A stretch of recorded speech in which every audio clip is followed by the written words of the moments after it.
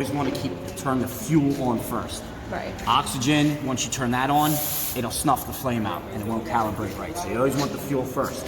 Furthermore, if you're unsure, just give it about a half to 3/4 turn, a little flame, and you can always crank it up farther, okay? Be careful, make sure that flame's away from you, obviously, because this thing comes out, and remember, when you calibrate it, it's cooking at roughly 30,000 degrees Fahrenheit, so please be careful with which way you're pointing it. The other reason you got to calibrate it correctly is obviously you want to make a clean cut. Yeah. Not enough fuel, you're going to not cut it. Too much fuel, what do you think is going to happen? You're going to splatter all over the place, probably like blast all over the place. Well, yes, but what else, potentially? With too much fuel? If you have it too hot for what thickness of the plate, Oh, potentially. you're just going to melt the plate? Potentially cutting something behind it, because this torch does not stop at the plate. It will punch through that plate and whatever behind it. Gotta be real careful with cars. I remember one time we were doing a car with Pop. We had to cut somebody, must have clipped the curb, we had to do some framework right near the gas tank. We had to take one of them curtains and literally duct tape it in place so that way we didn't punch through whatever we had to cut out and hit that gas tank. Because obviously gas tanks, yeah, we're going with this, problem. right? Again, we're cutting beams up and we got wires behind it.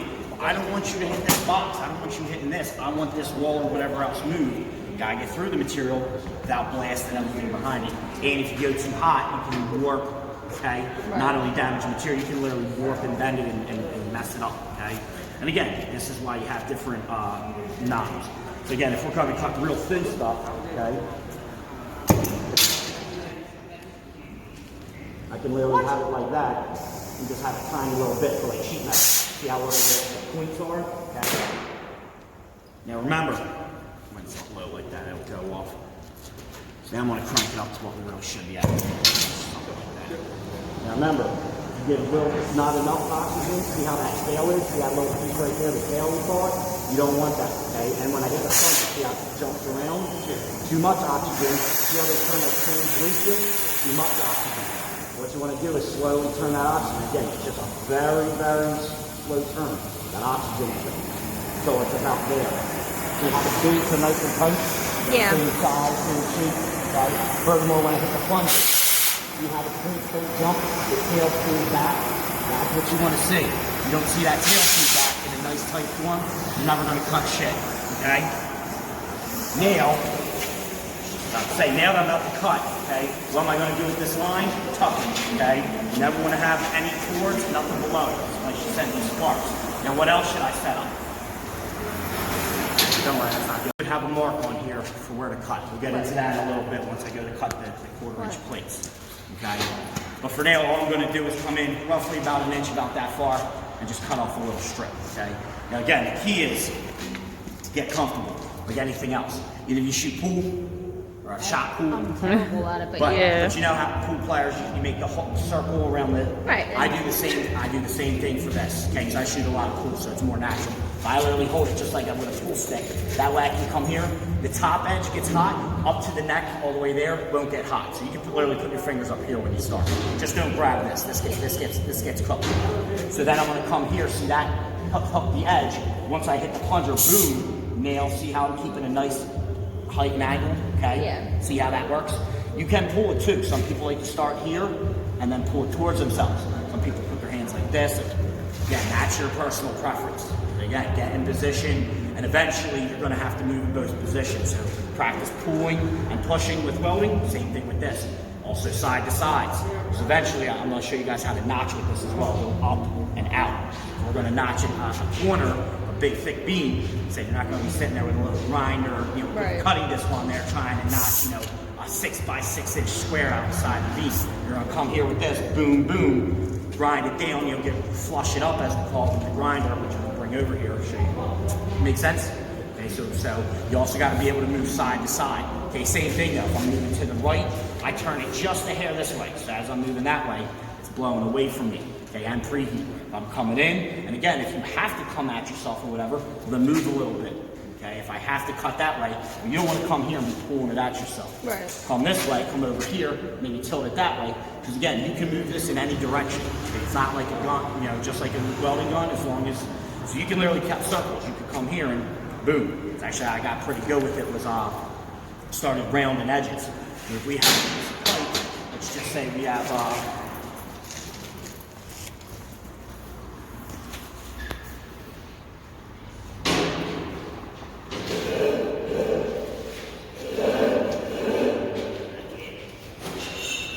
so if we had to, for whatever reason, let's just say we had to round the corner off because that has to sit flush because this can't be sticking out. You see that? Then we would come here, mark the edge, and that way, you would notch the plate. Make a guest appearance, Bob. Pop. The Yay, legend. the legend. The legend. We love you. And again, just like with welding, you can move this torch in any directions, okay? And again, speed-wise, if I have to put a notch right here so another piece slots into it, you could technically go 1, 2, and connect the dots. But if you have the control to go boom, boom, boom, again, speed up, okay? Because time is money, right? Okay? Now, once you go to cut, like I said, preheat, okay?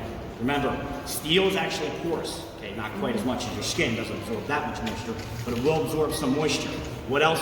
Why else do you want to preheat? Again, if you got any slag, any crap in there, okay, it'll help to kind of raise that to the top and or get rid of it, okay?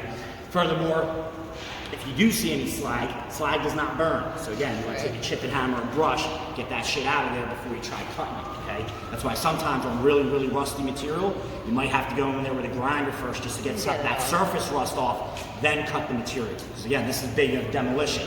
So if we're ripping out a building, everything must go, you know, before we rebuild it. Well, we're going to be going in there with torches, okay? Final thing about cutting is we're going to set up a whole new program for torch cutting. It's just like with welding, you got to be able to cut in all positions. Because again, if I need to cut something right here, guess what? Here's my torch. Boom, okay? If I need to make a cut right there, the other is bang, vertical. Overhead, then again, gotta be real careful with overhead. If I need to make a cut right here, I'm not going to be standing like this. That metal and whatever's going to be coming out. So I'm going to be back here like this, put the torch upside down. Okay, so I don't depress it, heat it up, and then bang, make a cut overhead like that. Again, you gotta be able to cut in all directions. The final thing and the hardest thing, which I'm still getting my hand back, I'm getting close to it. And that's why the anger's over here, I'm going to build some jigs for it. Once upon a time when I was a student here, we didn't have a track torch. So guess how you beveled your plates? By hand. Yeah. Okay, so again, we used to have a jig set at 22.5 like this, and then basically you take the torch, put it against there. See that? Okay, but eventually, okay, if you want, especially want to do structural, steam fitters, iron workers, things of that nature, you have to be able to bevel by hand your jig. You got to be able to come here, tilt it to, you know, calibrate, make a line on the edge here at your 22 or whatever, match the flame up, hit it, and then see that, keep it the same height and angle throughout the whole piece. So like I said, this is the kind of stuff, obviously you guys can practice today if you like, which is not a bad idea. It's something new to do, and like I said, when we finally do get back in business, I'm going to be getting the older students first, round them up probably 5, 6 at a time, teach them how to do all this, and so that way that's something else they can practice, and that way we can maximize some of this scrap that's going out the door. We can grab some of that shit, have them start cutting it up and practicing. Make sense? Mm-hmm. So first what I want to do is I'm only going to come in just about an inch straight cut, okay? I'm going to do one push, then I'm going to come here, and then I'm going to pull it straight back, okay? Like I said, in real life I'd have these marks, but I'm just going to do this by eye for right now.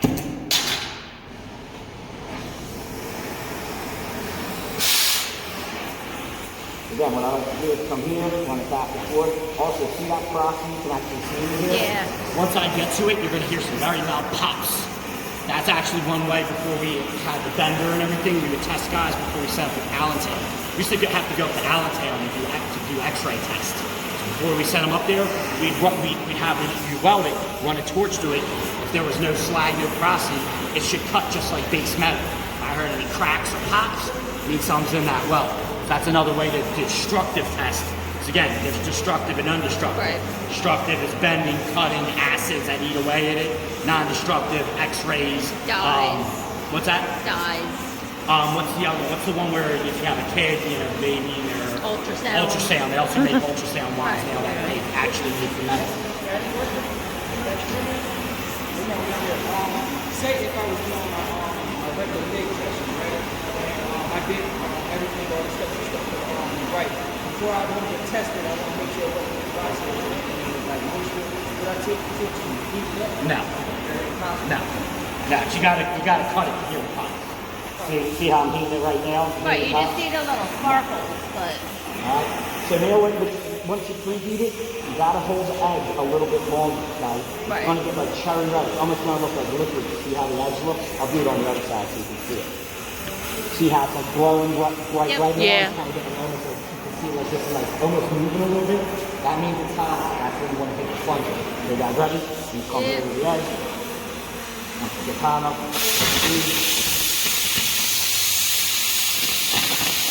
again, see I'm not rushing it because it's a well. Okay, let this force do the work. So you're just trying it along. So a lot of people go wrong. And it's cooking. Try to let it do the work.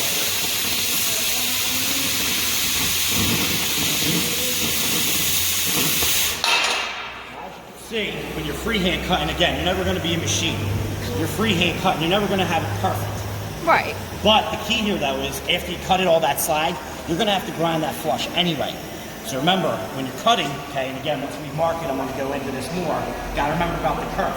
Make sure your cut is on the right side. But with torch cutting, you never want to cut it on the line. You always want to leave about a 16th to an eighth of an inch. Because you're always going to have to take a grinder and flush that up. You want to leave a little bit of material left to do that. See how that works? Yeah. Then from there, now I'm going to do a pool. Now again, these knobs are real. And that's what happens if you give it too much oxygen. It starts to flame.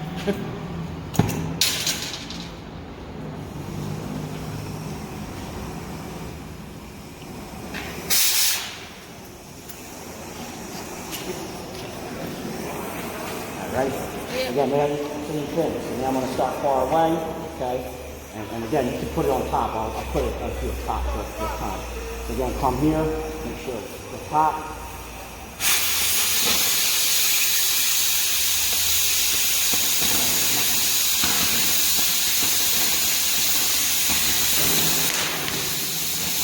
So on top? Yep.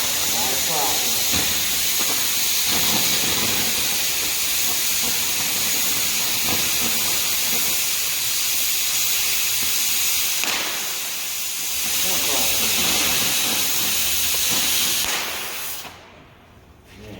If there's enough frosting, you pop flat enough, it'll actually put the torch out.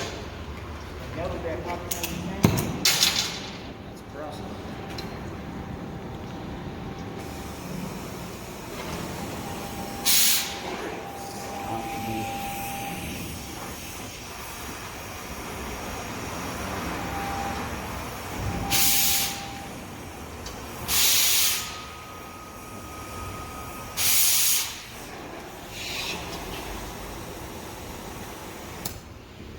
Oxygen or fuel.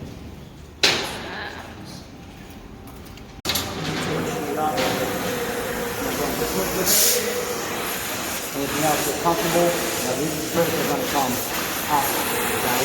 Again, that's how I practice. I would go boom, boom, and boom, boom. Then I used to go to the other side too. Boom, the other side. Like one side, not the other one side. Alright? Again, corner if you want to work on. Corner nice and hot.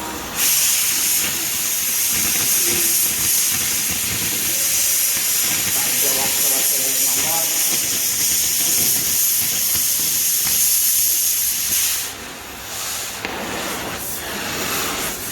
The other way, from here.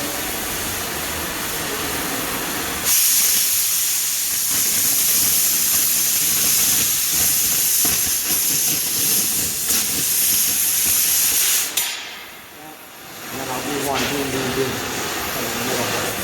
Yeah, like I said, eventually what you're going to be able to do, come here, okay.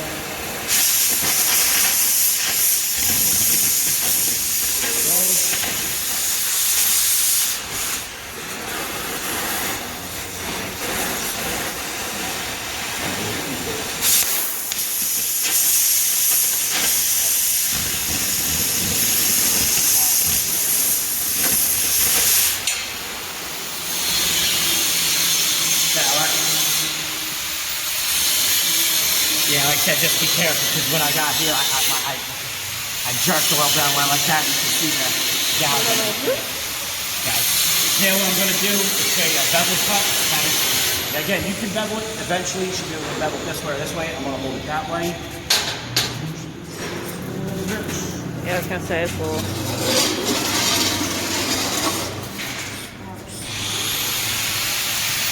Again, just like anything else, you gotta keep a steady angle. From here, I'm gonna tilt it roughly 30 degrees and then push it along. Again, just guide the force. Just like a straight cut, just to keep that a little bit of an angle. And again, it may not be perfect, But it's better than putting all bevel on it using a grinder. bingo. I was just about to say. Because I've had to bevel pipes and plates, and it takes forever. My arms hurt afterwards.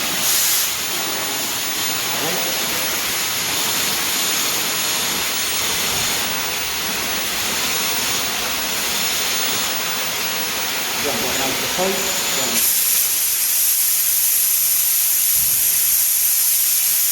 If you're beveling at an angle, you're cutting through a little bit more metal than if you're straight cutting. You want to go just a little slower. Let that compensate for the fact that you got a little bit extra metal that you're trying to get through.